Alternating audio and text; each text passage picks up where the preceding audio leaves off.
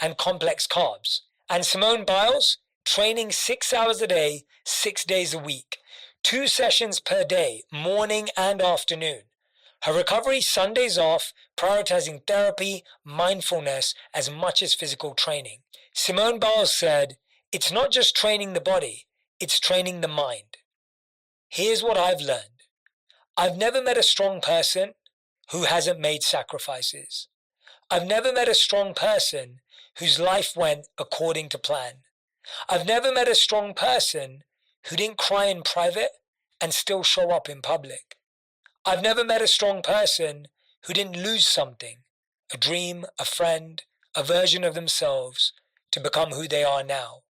I've never met a strong person who didn't have nights when everything felt pointless, but they still showed up the next day. Sometimes it looks like surviving one more day. When I first met the monks and admired them for their peace, I thought, I want that. But then I saw their life, waking up at 4 a.m., 4 to 8 hours of meditation, total surrender. That's when it clicked. You don't get their peace without living their process. And suddenly, chasing only results felt like a trap. Think of someone you admire. Now ask yourself, would I be happy living their exact daily routine?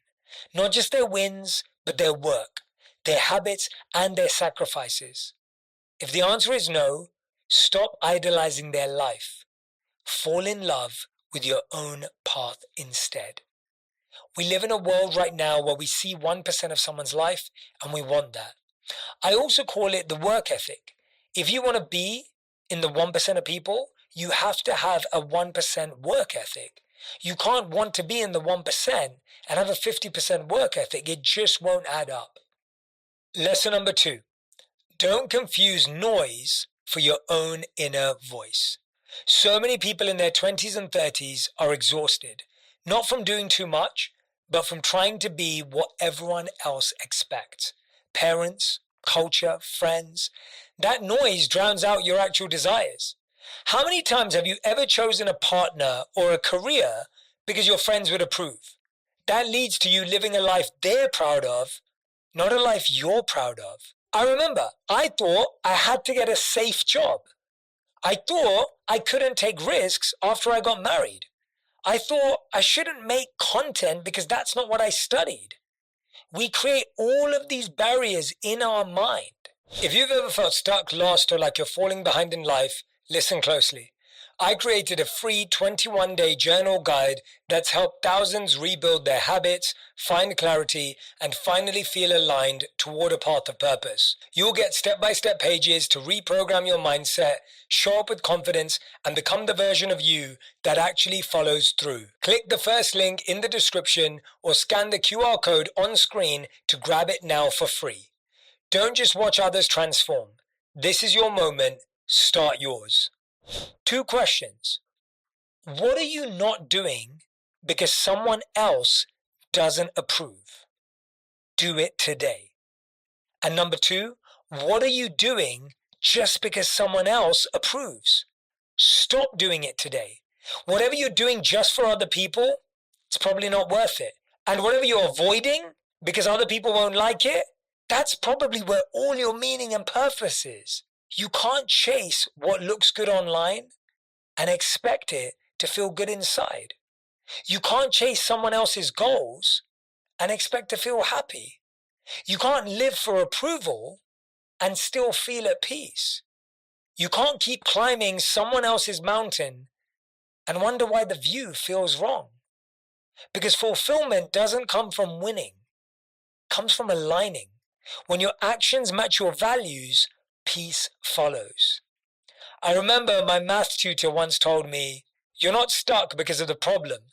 You're stuck because you're afraid of what your parents will think of you if you fail." That line hit me so hard. I realized I was chasing their goals, and even that I was doing it poorly. One of my favorite quotes is from Jim Carrey, where he said, "You might fail doing something you don't love, so you might as well fail doing something you actually love." It's better to fail doing what you care about than to fail trying to live up to someone else's expectations. Here's what I want you to do.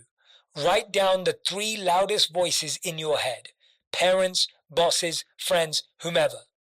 Then ask, if these opinions didn't exist, what would I actually want? What would I actually do? That's where your real voice lives. Follow that. Lesson number 3.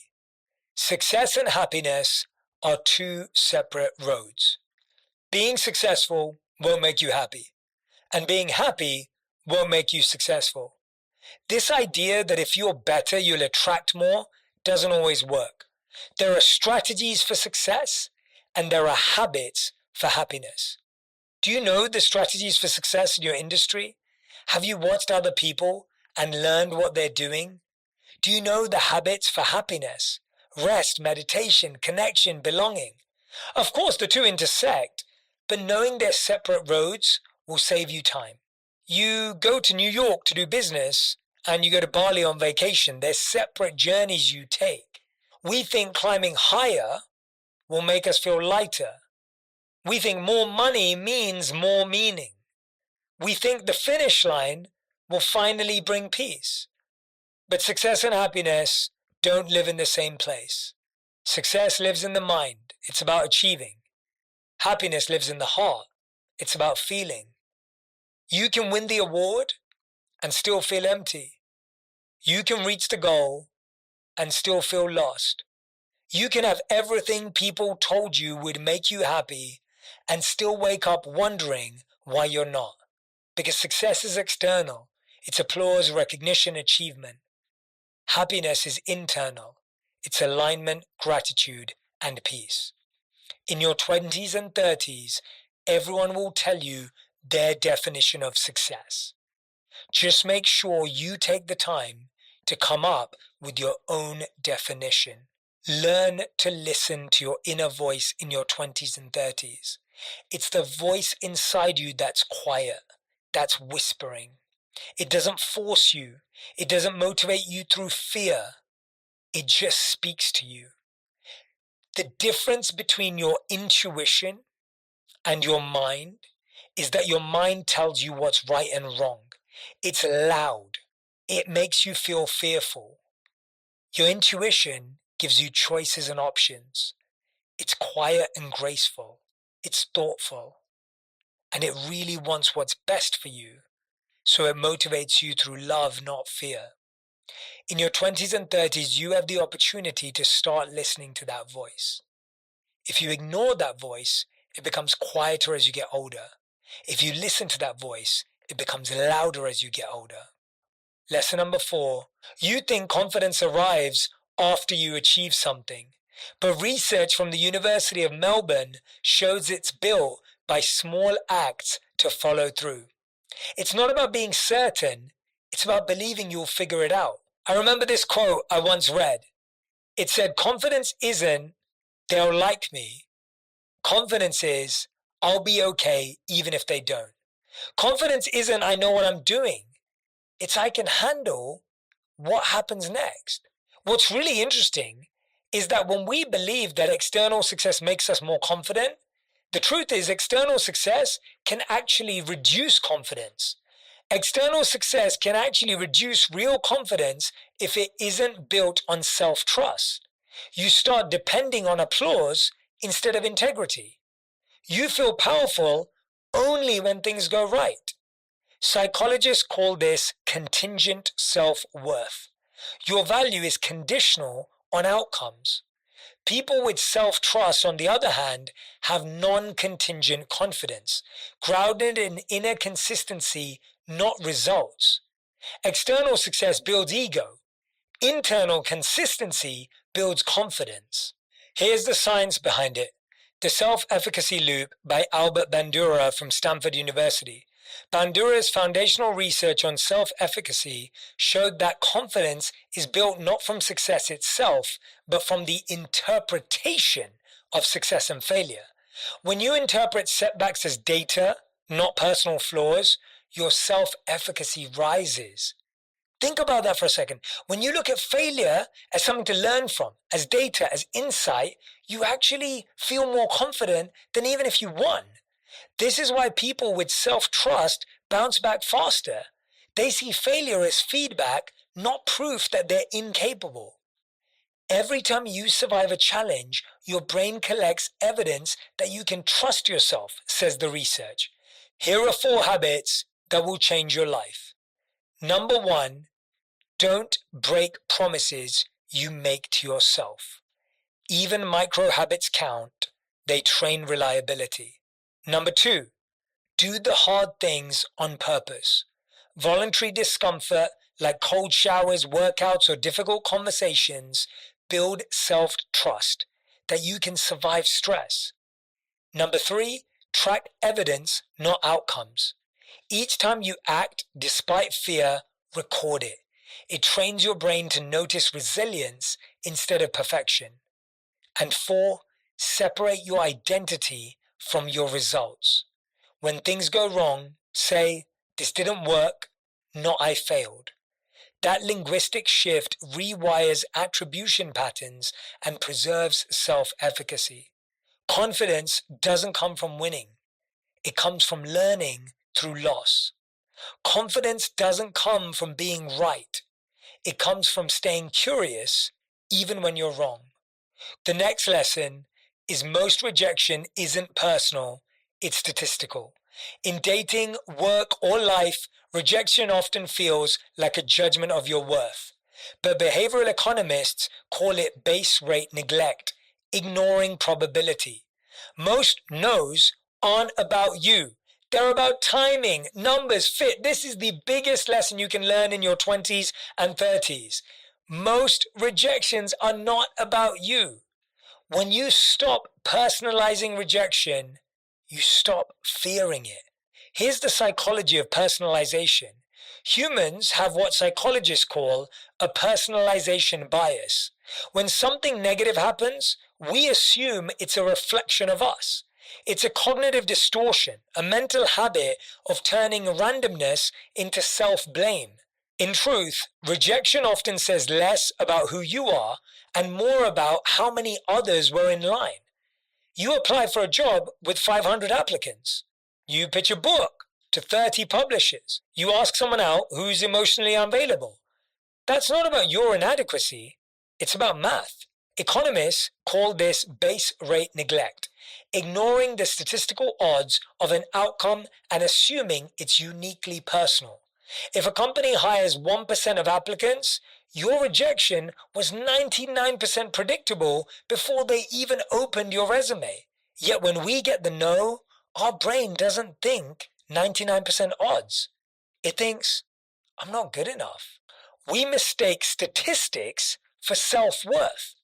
Let me give you a dating example. Rejection feels most personal in love, but even there, it's often situational, not personal. A 2018 Stanford study on online dating found that only about 12% of matches led to a single date, and only 2% led to something long-term. That means 98% of romantic outcomes are statistical mismatch, not emotional failure. Compatibility is a numbers game dressed up as fate. Now let's look at it from the perspective of work. Organizational psychology calls this person-organization fit. You could be brilliant, but in the wrong environment, the fit's off. Rejection is often just misalignment, not misperformance. If you can detach rejection from identity, it stops being a wound and becomes data. Data about timing, data about alignment, data about where your value is actually seen. As the famous saying goes, it's not rejection, it's redirection. It's the universe's filtering mechanism. So how do we do that? How do you actually prepare yourself to not take rejection personally? Number 1, name the bias. Separate emotion from evidence. When you're rejected, your brain's threat center, the amygdala, activates as if you're in danger. That's because evolutionarily, rejection once meant exile, separation from the tribe. To override that ancient wiring, you have to move from reaction to reflection. Next time you get rejected, literally ask yourself, is this rejection about me or about probability? That simple question activates your prefrontal cortex, the part of the brain that regulates perspective and reduces emotional overreaction. This is called cognitive reframing, from I'm not good enough to this outcome wasn't aligned. The next thing you can do is practice micro rejections. Exposure therapy works. Deliberately put yourself in small, low stake situations where you might get a no, where it doesn't really matter. Ask for a discount at a coffee shop. They'll say no. So what? Pitch a small idea to someone new. Post something vulnerable online. Each time you survive a no, your nervous system learns, I can handle this. Confidence is built through emotional repetition. Don't take everything so personally. Don't assume you did something wrong just because someone pulled away. Don't read too much into a delayed text or a short reply. Life gets heavy even for people who care. Don't turn every quiet moment into a story about your worth. Don't carry other people's moods like they're proof you failed them. And the last one, but not least, healing doesn't always feel like healing. Sometimes it feels like losing interest in things that once excited you, like being bored when you used to be busy. That's regulation. Your nervous system is learning peace, not apathy. Healing is quiet, awkward, and often mistaken for emptiness. When we picture healing, we imagine lightness, calm mornings, gratitude journals, peace. But the reality? Healing often feels like exhaustion, disinterest, grief, or emotional whiplash. It doesn't always look like becoming better. Sometimes it looks like falling apart in new ways. This is why healing feels messy. Therapists call this the disintegration phase. It's when your old coping mechanisms stop working, but your new ones haven't fully formed yet. You're not who you were, but you're not who you're becoming either. During this stage, your nervous system is recalibrating. That can feel like losing interest in people or habits that once energized you. It can look like feeling tired or numb after years of running on adrenaline. It can look like grieving a version of yourself that only knew survival. This is not regression, it's recalibration. You're not falling apart. You're outgrowing the ways you held yourself together. Let me say that again. You're not falling apart. You're outgrowing the ways that you held yourself together. Your brain is rewiring. Healing literally changes your brain. When you break old patterns like people-pleasing, overworking, or emotional avoidance, your brain's neural pathways weaken. New pathways built on calm, boundaries, and self-trust start to form. But here's the catch. Rewiring the brain takes time and energy, and that process can feel fatiguing. It's like learning to walk again. You stumble, you tire, you question if it's worth it, but every step strengthens a new pattern of peace. Here's the emotional side. Healing means you might actually feel worse before you feel free. Psychologists call this the extinction burst. When you stop feeding an unhealthy pattern, your brain resists. You might miss the chaos you once complained about. You might miss people who hurt you. You might even romanticize the pain because it's familiar. That spike in discomfort isn't failure. It's the final gasp of an old habit dying. Healing doesn't mean you're broken. Growth and grief are twins. You can become new without mourning what was old. That's why healing can feel like sadness, boredom, or emptiness. Your nervous system is detoxing from intensity. If peace feels strange, that's because your body has been addicted to survival mode. If calm feels foreign, it's because chaos was once home. How to know you're healing when it doesn't feel like it. Number one, you're triggered less often, even if you still feel emotional. Number two, you pause before reacting, even if it still hurts. Number 3, you rest without guilt, even if it's uncomfortable. Number 4, you don't chase closure, you create it. You're finally feeling what you used to run from, and that's progress disguised as discomfort. Healing doesn't always feel like healing. Healing is not the absence of pain, it's the ability to be present with your pain. Healing doesn't always feel like healing. Sometimes it feels like breaking all over again. Sometimes it feels like getting worse before you get free. Sometimes it feels like losing interest in things that once kept you alive. Sometimes it feels like peace, but your body doesn't trust it yet. And here's what I'll leave you with. Your 20s are the decades of firsts. Your first job, your first real heartbreak, your first apartment, your first rental payment, your first big mistake. Your first time realizing your parents are human, and so are you. Your first real friend who drifts away.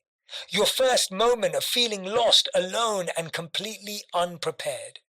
It's a decade that feels like a test, but it's actually a training ground.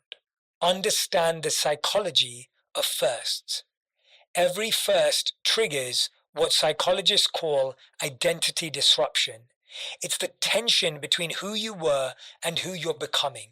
Your brain literally rewires through neuroplasticity, forming new neural pathways every time you face uncertainty, failure, or novelty.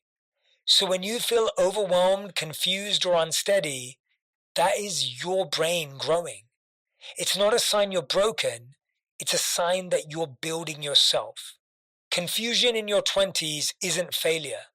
It's the feeling of your mind expanding to fit your life. You will make mistakes. You'll fall for people who aren't ready.